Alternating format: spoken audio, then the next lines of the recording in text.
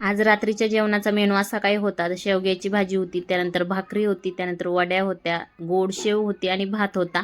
तर आज मी शेवग्याची भाजी बनवली होती आणि ती जरा वेगळ्याच पद्धतीने बनवली होती आणि त्याची टेस्ट ना एक नंबर झाली होती. म्हणून हा व्हिडिओ मी तुमच्यासोबत शेअर करते.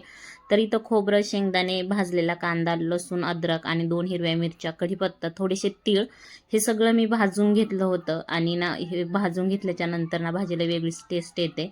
तर त्यानंतर ना वाटून घेतलं. त्यानंतर मसाले घेतले आणि सगळे मसाले थोडे थोडेसे टाकणार होते, कारण यामध्ये हिरव्या मिरच्या पण टाकल्या होत्या. तर हे कांदा वगैरे तळलेलंच तेल होतं, त्या तेलातच मी मसाला परतला. एकाच भांड्यात दोन्ही कामं होऊन गेली. मसाला पण कढईत भाजला आणि आता भाजी पण मी कढईतच टाकली.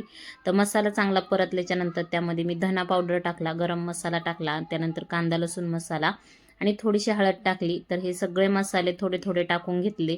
त्यानंतर छान अशी भाजी परतून घेतली. त्यानंतर परतल्याच्या नंतर त्यामध्ये चवीनुसार मीठ घालून घेतलं आणि ही शेवग्याची भाजी ना खूप म्हणजे खूप टेस्टी होते. तर ना त्यामध्ये शेवग्याच्या शेंगा धुवून टाकल्या आणि शेवग्याच्या शेंगा धुवून टाकल्याच्या नंतर त्यामध्ये मग तुम्ही गरम पाणी टाकू शकता किंवा थंड.